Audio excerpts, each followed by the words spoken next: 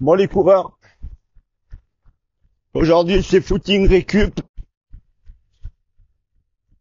et je vais en profiter pour vous parler du 100 km. J'ai un youtubeur qui m'a demandé comment on préparait un 100 km. Alors très simplement, déjà pour préparer un 100 km, il faut tout simplement beaucoup courir, faire beaucoup de kilomètres. Je déconseille aux gens qui ne peuvent pas faire 5 séances par semaine de faire du 100 km. Ça prend vraiment trop de temps. Et il faut vraiment aborder ça en accumulant les kilomètres. Alors combien de kilomètres? Moi je dirais que tout simplement, il faut envisager de courir plus de 100 kilomètres par semaine pour préparer ça de façon très correcte. Au niveau des allures, la plupart du temps, on fait de l'endurance fondamentale. Et ça c'est top. Parce qu'en fait vous êtes en footing. Alors toujours pareil, selon les perfs que vous recherchez, on n'est pas du tout sur la même chose. Quelqu'un qui veut vraiment performer va être obligé à un moment donné de faire des séances. Mais quelqu'un qui veut juste faire 100 km va juste avoir besoin d'accumuler les kilomètres. Tout bêtement.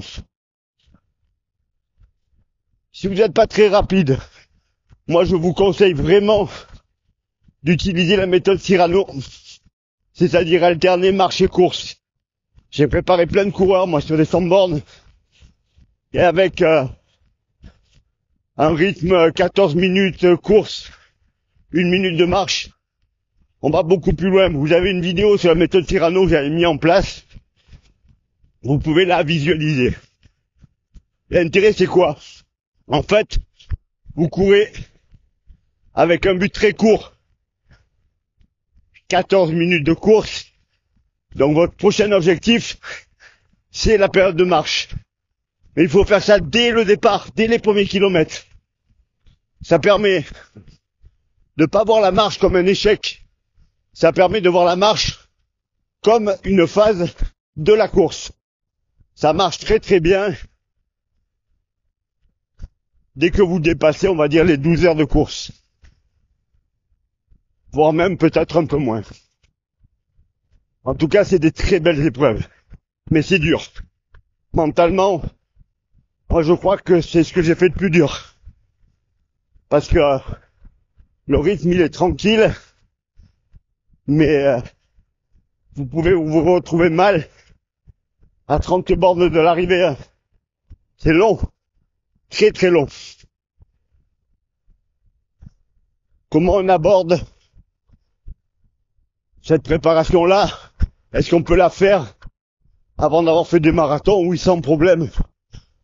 C'est moins intense, c'est même plus facile. Vous partez courir et vous accumulez les kilomètres et vous allez vous régaler si vous aimez ça. Alors je vous ai dit 100 km, ça peut être 80, mais moi je considère souvent que la semaine d'entraînement doit vous permettre de faire la distance que vous allez faire en course pour que ça soit correct. C'est-à-dire, si vous préparez un marathon, moi je vous conseille vraiment de faire au moins 42 km par semaine. Bien sûr, la plupart du temps, on en fait beaucoup plus. Mais on va dire que c'est le minimum. Faut pas se retrouver en galère. Faut pas se retrouver dans des situations compliquées où vous vous retrouvez vraiment fatigué et vous prenez pas de plaisir sur la course.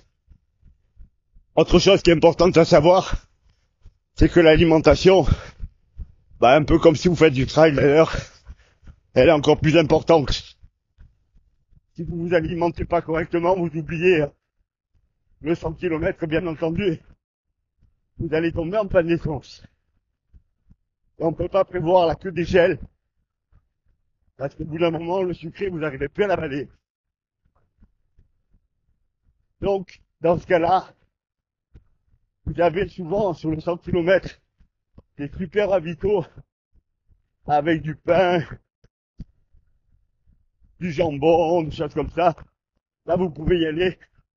Le rythme de course vous permet sans problème de digérer. Si vous avez des petits problèmes de ventre, la plupart du temps, vous allez trouver un endroit pour que ça aille mieux. Et vraiment, vous allez prendre du plaisir. Autre chose qui est super importante, c'est l'ambiance. L'ambiance sur un 100 km, elle est extraordinaire. Si vous devez en faire qu'un dans votre vie, faites Millau. Vous n'avez pas de barrière horaire. Ben, vous avez 24 heures pour finir. Donc c'est vraiment top. Il vous suffit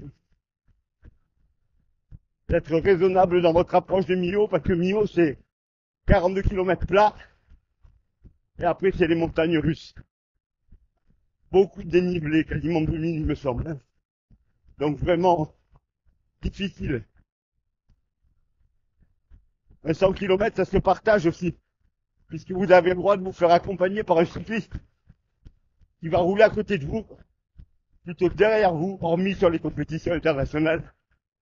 Et donc, vous n'avez pas vos ravitaux à trimballer. Vous pouvez mettre tout ce que vous voulez dans le panier du cycliste et vous servir au fur et à mesure. Alors, il faut juste avoir quelqu'un qui soit prêt à passer des heures à rouler entre 8 et 10 km/h. C'est pas évident, c'est fatigant, mais c'est vraiment un moment de partage qui est très sympa. Et en plus, alors je vais peut-être dire une bêtise, mais je ne sais pas si les vélos électriques sont autorisés désormais, parce que sur Millau, c'était quand même la galère pour les suiveurs. Parce qu'il y a vraiment des très grosses flottes. Et j'ai vu plein de gens pousser les vélos dans les montées et vraiment galérer. Donc si le vélo électrique est autorisé, notamment au 70e kilomètre où vous avez la montée de Sainte-Afrique qui dure des heures, bah c'est bien d'avoir quelqu'un qui a un vélo électrique. Donc est-ce que je vous conseille d'essayer un jour? Oui, oui et oui.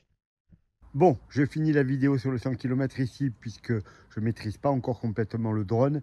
Et en fait, j'avais bloqué l'enregistrement à 8 minutes, je crois, et donc il n'y a pas la fin. Vous me direz si c'est sympa. Alors le son, il est moyen parce que je suis obligé de passer par le téléphone et bon, les micros rôdent. Parce que sinon, il y a le bruit de l'hélice du drone et qui est insupportable. Donc on est obligé de passer par ce système-là, mais c'est un petit peu sourd. Donc je vous mets les sous-titres en légende en dessous, comme ça vous entendrez mieux. On va terminer pour le 100 km. Donc oui, je vous conseille d'essayer un jour de faire un 100 km. C'est vraiment une course qui est super belle, super agréable. Il y a une ambiance incroyable. Les premiers attendent toujours les derniers. Vraiment, c'est un moment de partage beaucoup plus grand que ce que vous avez sur toutes les autres courses. Alors, il n'y a pas énormément de coureurs. Il n'y a pas des milliers de coureurs. C'est pas mode comme le trail. Mais vraiment, vous avez des gens très sympathiques. Chaque fois que vous croisez quelqu'un, il va vous encourager parce qu'il y a souvent des boucles, des choses comme ça. Vraiment, faites l'essai un jour, mais avant de faire ça, préparez-vous. Il faut vraiment courir beaucoup de kilomètres pour pouvoir apprécier ça. Voilà les coureurs, je vous remets le lien vers la vidéo sur Cyrano pour mieux aborder une épreuve comme le 100 km quand on n'a pas l'habitude. Abonnez-vous, partagez et merci de regarder mes vidéos. On se retrouve très vite. Et dites-moi si c'est audible la qualité du son avec le drone ou si vraiment c'est pas terrible. Dans ce cas-là, je le ferai plus. Je ferai que des plans de drone en courant et je compléterai par du son autrement.